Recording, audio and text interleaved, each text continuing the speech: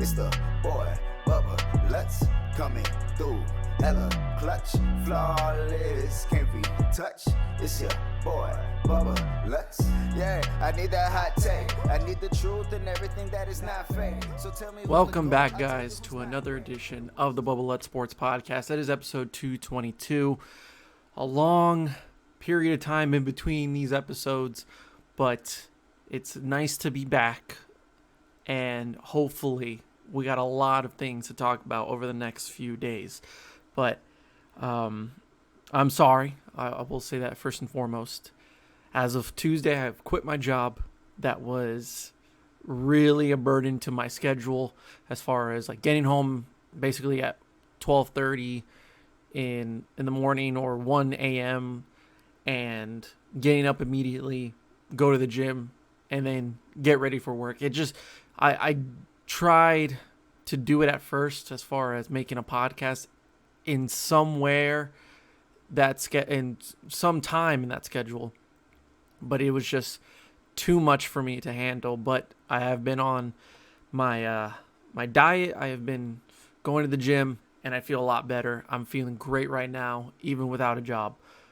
I'm doing this, so at least I feel very productive there. So I apologize for not giving you the content. There's so many things we need to talk about now with the draft less than a month away. But the reason I want to come in today and talk about this specific topic is that it's killing me inside.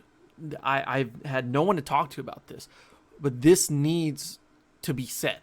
This definitely needs to be said out of me, out of a person that has predicted a lot of things for the Cowboys over the last few years. Ever since I really committed to this podcast, I've been offering predictions left and right, and most of them hit. So you know that I'm not just gonna throw out a opinion and just try to get a headline or try to get a view or two. This is my true opinion about the Dallas Cowboys and where they're at right now. Now, with the draft less than a month away, it's getting harder and harder to believe in this team year in and year out. Look, I gave it all to the Cowboys last year. I mean, I gave them everything. In the preseason, offseason, I believed in Mike McCarthy. I believed in Mike Nolan. I loved him as far as a hire from New Orleans because I thought their linebacker core was one of the best in the NFL. And I still believe that. I still think Mike Nolan is a good positions coach, but it just didn't work as a defensive coordinator. The message wasn't getting sent to those guys. So unfortunately, he didn't work out. And with Dak not getting the deal last year, I still said that he's going to perform phenomenally. This offense is going to really thrive in this Kellen Moore more influenced offense, no pun intended, and Mike McCarthy would bring a lot of what he did in Green Bay to Dallas. And for the most part, through 4 weeks of football, that offense was looking pretty nice. It was coming together nicely with CeeDee Lamb in the first round from the draft last year. And so I believed in that team to win the division, and God damn it, they were terrible last year. A lot of it had to do with Dak being out, and that was just a blow, a low blow, really, to Cowboys fans and to the Cowboys organization. There was still a lot left on the field for those players to do, and they didn't live up to it. You know, I look at the 49ers last year and said, this team is plagued with injuries, yet they gave it their all week in and week out. They played their hardest, and honestly, they were still a pretty good football team if you really look at it. The Cowboys beat the 49ers, but I don't think that means anything when you're like in week 13, 14 of the season, and neither of you are going to the playoffs. But the 49ers did what they could with what they had, and I know they're going to be back next year better than ever. And with their trade in this draft now being third overall, some questions about who they're going to pick. Could it be just a disguise that they're thinking about going Mac Jones, or are they really going Justin Fields? I think we're going to save that for another episode. Hopefully we have Kevin on because he's been busy with work and school, but hopefully coming up soon that we can get to talk to him and just talk some good football, man. But anyways, for For the Cowboys, I still feel like they were underwhelming, especially in Week 17, to where that was the game that would really determine whether or not Mike Nolan would have a job and whether or not we'd go into this next season feeling good and feeling positive. That was not the case whatsoever. So now here we are, a few weeks after the free agency market has hit, and the Cowboys have signed a few guys. Nothing to the extent of like, wow, what a great signing. I think there's some good signings in there, including Keanu Neal, who's going to play linebacker instead of safety, but that's that versatility that the Cowboys need in the defense. And they also signed Curse from the Lions and DeMonte KZ. Now, a lot of those guys are going to be from Atlanta, where Dan Quinn was formerly from. It makes all the sense in the world. I do like those signings, but I don't think this solves the issues that we have on defense for the Dallas Cowboys. What we're going to talk about today is a mistake that the Cowboys will make, more than likely they will make in this draft, and that is drafting Kyle Pitts. The report coming out a few days ago from Chris Mortensen at ESPN that Jerry Jones is infatuated by Kyle Pitts. Should it really be looked into that much if it was any other organization or an owner that was like, that kid is something special? I am infatuated by him. I love him. It wouldn't even be talked about. It maybe be a headline for a day and it would go away. It's Jerry Jones, though. It's the Dallas Cowboys. How many times have we seen this to where we go into the day of the draft and there's not a solidified answer of who the Cowboys are going to get? You can go back to like the Johnny Manziel season where he entered the draft and it was like Jerry Jones loves Johnny Manziel. Like all these rumors and speculations of Johnny Manziel heading to Dallas. And then they ended up picking Zach Martin, who is still with this team today and one of the best offensive linemen in football. So that worked out in our favor. In this case, I think there's going to be a mistake made by Jerry Jones in this organization. They are number 10 right now, overall pick. Kyle Pitts isn't going to be there at 10. It's going to be a shock and a miracle, a prayer sent to God by Jerry Jones if Kyle Pitts is at number 10. But Jerry Jones is going to do what Jerry Jones wants to do. And I'm not a fan of it. I never will be. I despise this man really as an owner. I can thank him for the 90s, the time to where he hustled and grinded to make this team relevant and to make it what it is today. However, in 25 years past that point, where he really gave up on winning football games and winning titles, and he focused more on the money and the brand, the lack of effort as far as making these teams Super Bowl contenders, the evidence speaks for itself. The season speaks for itself.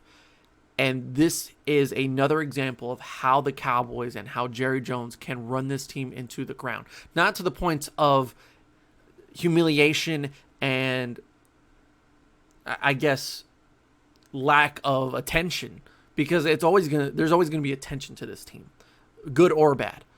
This is another example of why decisions don't end up in the favor of the Dallas Cowboys, and everyone wonders why they can't win a Super Bowl. I'll tell you why. It's because Jerry Jones is still making the damn decisions. Kyle Pitts, look, I'll give Kyle Pitts all the credit in the world right now. 6'6", 246. The man's built like a Greek god. He put on 11 pounds of pure muscle from his sophomore season to his junior season. And looking at his stats, look, there's not much to look into, but I don't think there is much to be said other than in 13 games in his sophomore season, he had 649 yards and 5 touchdowns. Not bad whatsoever. You know, for a guy in his sophomore year with a Florida team that is up and down, it's all right. They're not the best team in the SEC. In 2020, after gaining that 11 pounds of muscle, learning under a tight ends coach that has worked with a Hall of Fame tight end in Antonio Gates, he went 8 games instead of 13. This man played almost half the season he did the previous year and had almost as many receptions, more yards than 770, more average yards per reception, and 12 touchdowns, 7 more than the previous season, and less games and less productivity. The man is amazing. He ran a 4.44 in his 40-yard dash. He's built like a Hall of Fame tight end already. And he is an amazing talent. He is one of the best players in this draft, 100%. I will not doubt that, and anybody who gets this guy is going to get a great tight end. So I'm not doubting the player. I'm doubting the organization that is wanting this player. Look, if the Cowboys want to get Kyle Pitts, they will have to trade up. They will have to. And there's reports that Atlanta might want to drop down. Denver maybe wants to move up to get their quarterback because Drew Lock may not be the guy. But the Cowboys could move up. They got a plethora of draft picks this draft. And they can move up, give up a few second or third rounders this year and maybe next year to get to that 4th or 5th overall pick. That's where the sweet spot for Kyle Pitts is going to be. I personally think that the Atlanta Falcons will stay at 4. They will not get a quarterback because they are too tied in to Matt Ryan for another 2 years. And it would just be weird. Now, do I think the Atlanta Falcons should go after a quarterback? I think they should have gone after a quarterback 2 years ago. I think Matt Ryan is just the most average to somewhat above average quarterback in this league. Other than the season of his MVP and the 28-3 Super Bowl, what can we really say about Matt Ryan other than he's good? It's Matt Ryan. He's there, right? We can all agree that at some point the Atlanta Falcons have to move on from Matt Ryan. It's not something that's we'll let Matt Ryan decide when he wants to leave. No, you have to put your foot down and you got to say, we're moving on. We're moving on from Matt Ryan because it's time to move on from Matt Ryan. It's time to move on from Todd Gurley. And it's definitely time to move on from Julio Jones. Come at me. But Calvin Ridley is the best receiver on this team. Don't at me. Matt Ryan should be out of Atlanta. And it should have happened a few years ago. So the Atlanta Falcons had plenty of time to get a quarterback over the last few years where the talent pool is really good at quarterback. This year is the final year. This year, for a while, is going to be the final year to where a quarterback is chosen very high in this draft. I think other than that, over the next few years, you're not going to see that level of Trevor Lawrence, Justin Fields in drafts. The quarterbacks just aren't that good past this point. If the Atlanta Falcons want to move on from Matt Ryan, they have to do it now. And at 4, there's a good chance you can get a really good guy to develop under Matt Ryan for a year and let him play next year. Do I think they're going to do that? No. I think they stay at 4 and they draft Kyle Pitts. Because that gives them another weapon for Matt Ryan to maybe make one last push at the end of his contract and the end of his career. And maybe, just maybe, under a new head coach that is more offensive minded, coming from Tennessee, it makes the sense that they're going to go an offensive weapon, whether that's quarterback or tight end. It's got to be either one, but I think they're going to lean toward Kyle Pitts because he's just a great, great player. Hypothetically speaking, if that does not happen, that's where the Cowboys would swoop in and trade up for Kyle Pitts. Here's my argument, guys. If he goes to the Cowboys, that is the dumbest mistake the Cowboys could make. Let's take a breather. Let's relax. I know what you're saying. He's the best available player. Cowboys could really use him. Imagine that offense with Kyle Pitts. I know. I got it. Kyle Pitts would be really cool to have on this offense. With 4 stud receivers. Yes, I said 4. Number 4, my lord. That is Amari Cooper, CeeDee Lamb, Michael Gallup, and Cedric Wilson, hopefully. I don't know if the deal's done. I think they agreed to terms, but they never really signed the contract, so I don't know what's going on with Cedric Wilson. But those 4 receivers, alongside Tony Pollard, running back number 1, and Ezekiel Elliott, he's there too. A healthy offensive line coming into this next season, but a tight end position that is already stacked. Keep that in mind. Blake Jarwin's coming back from his torn ACL, and Dalton Schultz is coming back. And I think Dalton Schultz was one of the most impressive guys from that previous season with the Dallas Cowboys. Then you add Kyle Pitts, that this offense is amazing for Dak Prescott, the new $40 million man in Dallas. Here is the issue, ladies and gentlemen. Number one, they already have tight ends. Are they the level of Kyle Pitts? No. Kyle Pitts is exponentially better than Blake Jarwin. He is astronomically better than Dalton Schultz. Yes, yes, and yes.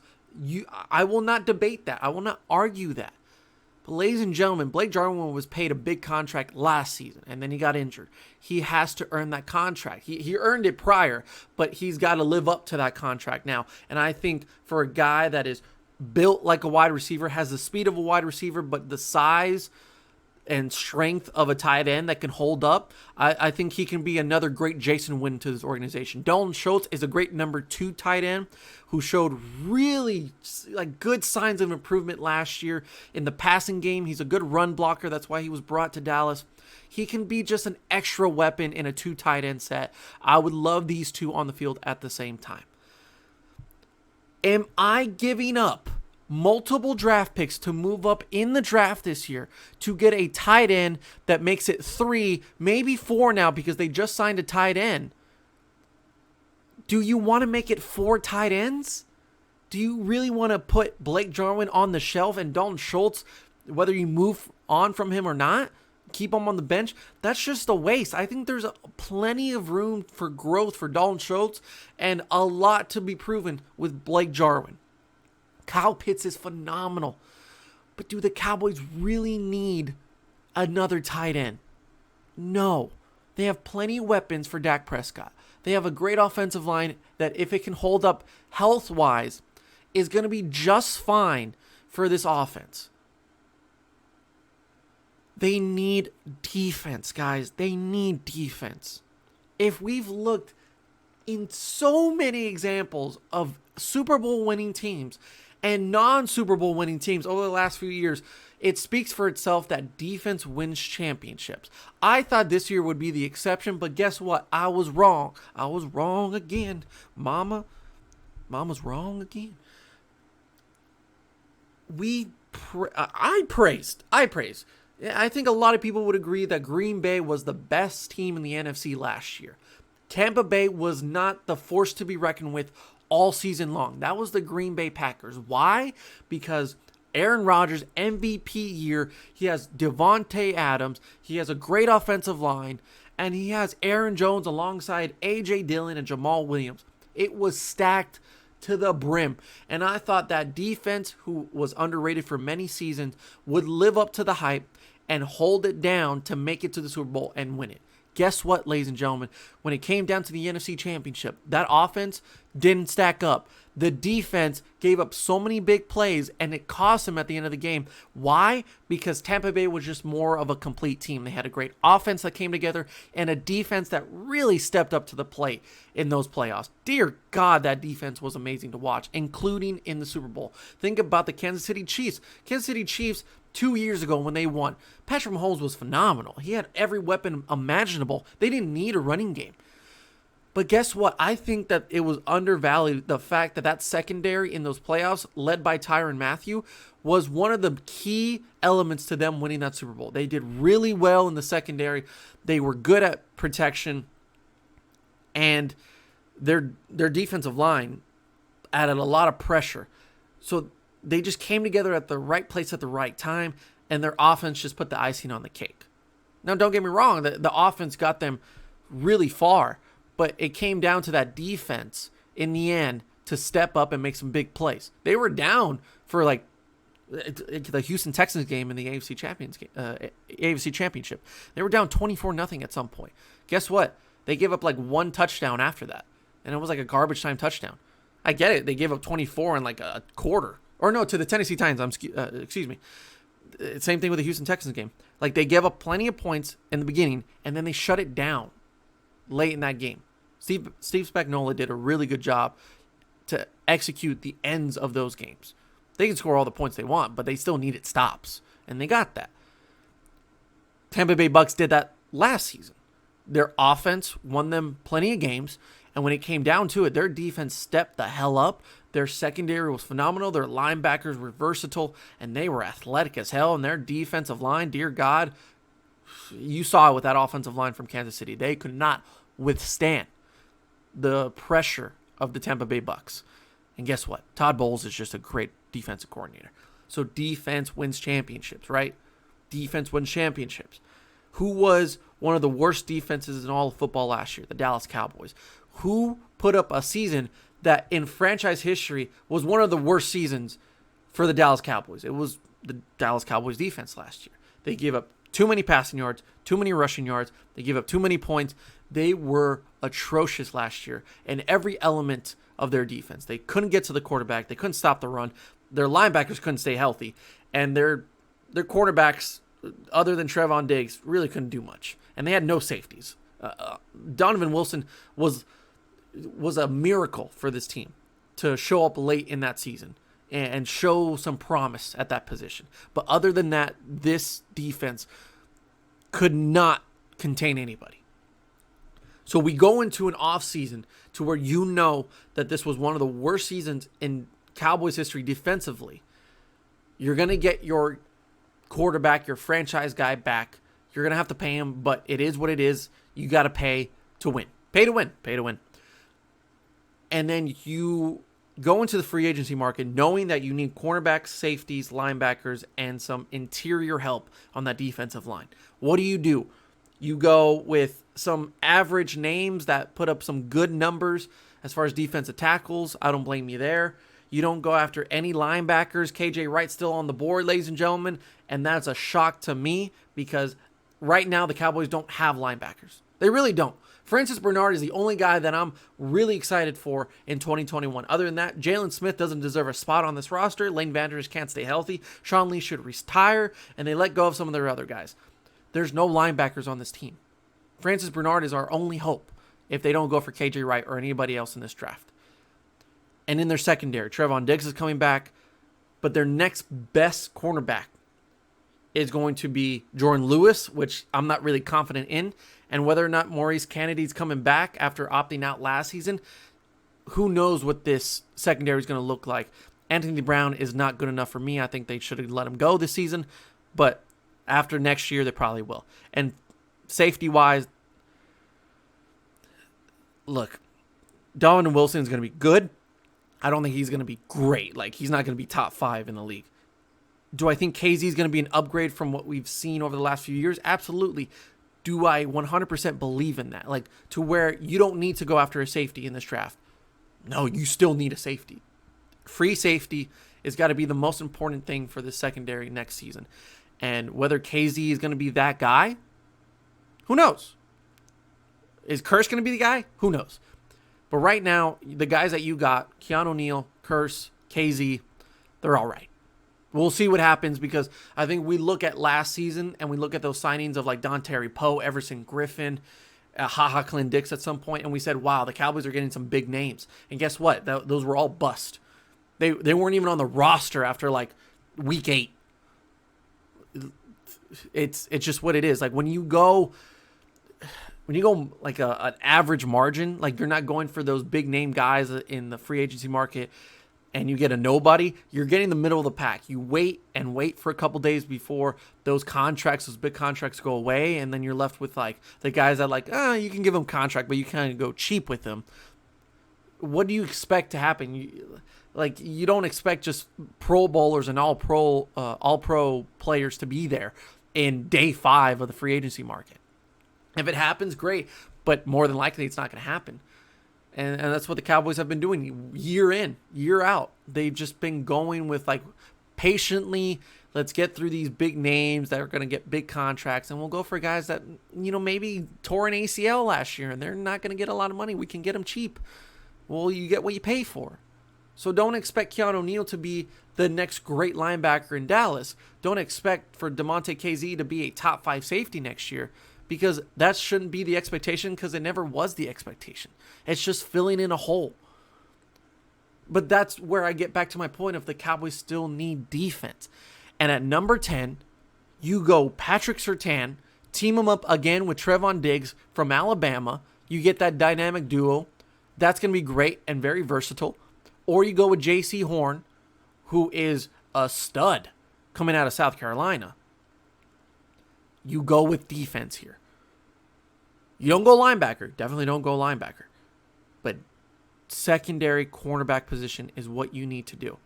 Now, if you want to throw that argument of last season, let's look at last season, right?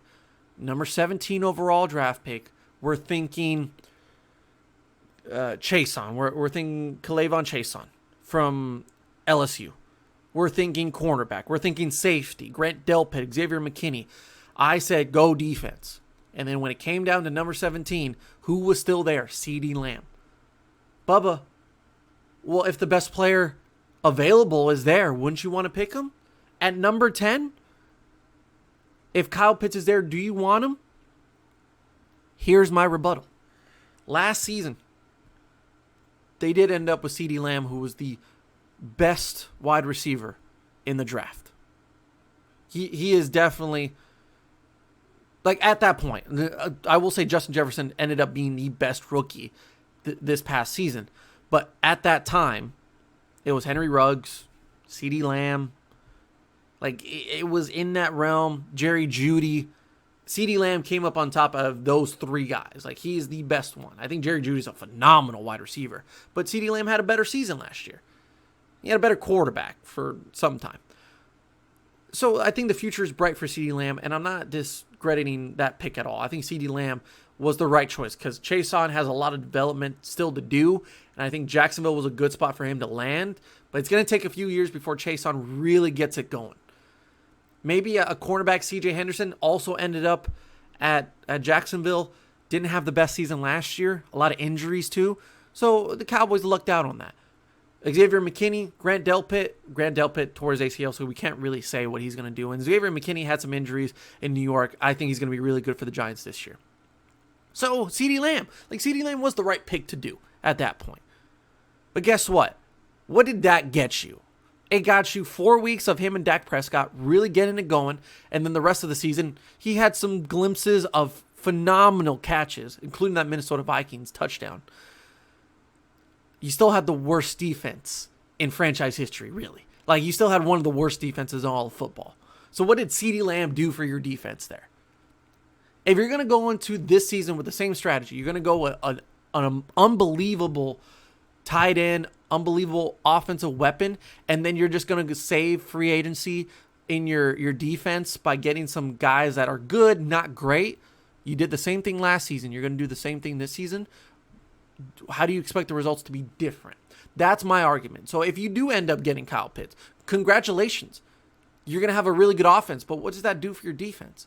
You're not going to end up with Patrick Surtain or with J.C. Horn. You're not going to expect a high-name draft pick in a cornerback position to give you high productivity like Trevon Diggs last year did, because you waited until the second or third round to do so because you needed Kyle Pitts. You were so infatuated with Kyle Pitts. That's my issue with that. All in all, this is my final argument, and I'll leave it here. This is going to be the reason why the Cowboys, or Jerry Jones specifically, wants Kyle Pitts. And this one's going to hurt. This one's going to hurt. And if Jerry Jones is listening to this, which obviously he is, I'm going after his ego here. Jerry Jones wants Kyle Pitts so he doesn't look dumb paying Dak Prescott $40 million. 5 years from now. No, actually, let's just look at the after 4 years and Dak Prescott ends that contract, whether he gets an extension or not after that. Jerry Jones is going to look back to those 4 seasons. And he's going to look and said, was it worth $40 million? Was it worth that money that I gave him after coming off a horrific ankle injury? Was it worth it to me paying Dak Prescott $40 million? Did I do everything to make that happen, to make it worth it? He's going to look at this draft. And if he picks Kyle Pitts, he said, I tried my best to give Dak every weapon possible. So if he doesn't live up to the expectation and ball out and win us a title, that's on him. that will be on him, because I gave him Amari Cooper. I gave him CeeDee Lamb. I gave him 3 tight ends, including Kyle Pitts. I gave him Ezekiel Elliott. I gave him Tony Pollard. I gave him a great offensive line. Why can't Dak Prescott win? Then you fall into the stigma of all these media guys, including Colin Cowherd, who are saying Dak's good but not great. He's not worth $40 million. And in 4 years, Jerry Jones is going to look back at that and say, you're right. He wasn't worth $40 million. But don't blame it on me, because I gave him every weapon possible. So now it falls in the lap of Dak Prescott. If it does end up working out to where Dak Prescott throws for over 5,000 yards, has an MVP season, he's going to win Comeback Player of the Year this year, without a doubt, if he stays healthy for all 16, 17 games, and including postseason if they get to that point, which they won't. Then Jerry Jones looks like the hero. He looks like, well, I paid him $40 million, which is a steal nowadays, because you're paying your quarterback $45 million, and he can't even make the playoffs. How do you look? He's trying to save himself. He's trying to save his brand and his value as Jerry Jones. He has a lack of confidence in Dak Prescott. There is an underlying issue here, guys. The reason why they weren't giving Dak Prescott that money months ago, years ago, seasons ago, is because they didn't want to fully invest in a guy for $40 million when they had possibility to get Trevor Lawrence, Zach Wilson, Justin Fields. Guys that they get $35 million cheaper. They're saying maybe we should look into that route. That's what took so long to figure out. If it was because they wanted to give Dak Prescott an extra year so they would save money for an extra year, bullshit. 4 years compared to 5 years is nothing in the NFL. And when it comes down to 4 years down the road, $40 million for a quarterback is going to be a supreme value. It's not going to matter in 4 years paying $40 million for a quarterback. They paid Ryan Tannehill $30 million. They didn't even get out of the first round. It was Derrick Henry's show. Ryan Tannehill was there. He had an interception to end the game, and it was his fault. $30 million. No one's talking about him. $40 million for Dak Prescott, but if he plays for the Dallas Cowboys, so we're going to look into that more than we would in Tennessee. You have to overpay somebody. It's a league and a sport to where sometimes you just have to take that risk and you have to pay your guy, because the uncertainty of finding the next guy is too much of a risk for me. You want to go for Mac Jones? Go right ahead. But guess what? When it comes down to 2 or 3 years down the road and all he is maybe a Jared Goff, that's on you, because you didn't want to pay Dak Prescott. Now he's in Denver. Now he's in New York. Now he's in Chicago winning titles. Congratulations, you fucked up. Jerry Jones didn't want to pay Dak Prescott because he was not confident in him coming back the same Dak Prescott. And then these little jabs at now Dak Prescott has to change the way he plays. He can't run as much. He didn't run as much to begin with, Jerry. But if you want to put that in the minds of the coaches and the players, we're never going to get anywhere. So this is a move to where Jerry Jones wants to assure himself, not the team, not the coaches, not the fans, that the Cowboys will be back better than ever. He wants to assure himself that he gets what he paid for in Dak Prescott. If Dak Prescott can't get it done with Kyle Pitts, Amari Cooper, CeeDee Lamb, and Ezekiel Elliott, that's on you. That's on you. It's not on me. I won't take the embarrassment. You will, because you couldn't get it done. I gave you everything possible. Instead of, when we look back at this and we say the Cowboys had a stretch to where they were one of the worst defenses in all of football, and Dak Prescott couldn't do everything. You could put up 35 points on the board, but when you give up 41 on a consistent basis, how can you blame Dak Prescott for that? You have to blame the defense. But guess what? Jerry Jones is such a good salesman. He'll look at Kyle Pitts and say, if we get him, we'll sell the jerseys. We'll sell attention. We'll get the primetime games, because everybody wants to see Dak Prescott and Kyle Pitts together, and CeeDee Lamb and Amari Cooper. Who cares about the defense? They're going to score 40 points every game. People want to see that. Offense sells tickets. It sells games. It brings in the money. No one's going to look at defense. Unless you're actually a good football team and you want to win a title, you look at defense. Because that's what Tampa Bay did this year. That's what the Chiefs did 2 years ago. That's what Denver did 5 or 6 years ago. That's what the Ravens have been doing for many, many seasons. And guess what? They've won titles while the Cowboys weren't. So this can be one of the worst mistakes the Cowboys could make, and especially Jerry, is by making the mistake of getting Kyle Pitts, who is going to give them numbers, who is going to give Dak Prescott plenty of numbers on paper and make him look like the MVP. But when it comes down the stretch to the playoffs, to the divisional round, to the NFC Championship, if they even get to that point, they come up short because they couldn't stop the other team's offense. You mean to tell me that when it comes down to the divisional round, to where it's the Cowboys versus the Packers, once again, rematch from 2016, you think that defense that didn't end up getting Patrick Surtain or J.C. Horn or a free agent cornerback or a free agent safety that is worth the money, a defensive end or a defensive tackle that can pressure the quarterback like nobody else, you think they're going to stop Aaron Rodgers and Aaron Jones and Devontae Adams and a great offensive line? It'll be a great show. It'll look really nice offensively. But when the Cowboys fall short because they couldn't get that one stop in crunch time, oh, guess what? We're going to blame Dak because he had every weapon possible. But we have Jeff Heath as a safety. We have DeMarcus Lawrence, who really hasn't done much since his contract, and a defensive tackle that nobody really knew before this season. But we blame Dak, right? We blame Dak. So we don't blame Jerry Jones, and we save the embarrassment from him because he made the aggressive move of getting a once-in-a-lifetime talent in Kyle Pitts. Congratulations. You get a guy that's going to be great and he's going to sell a lot of jerseys, but didn't win you a title.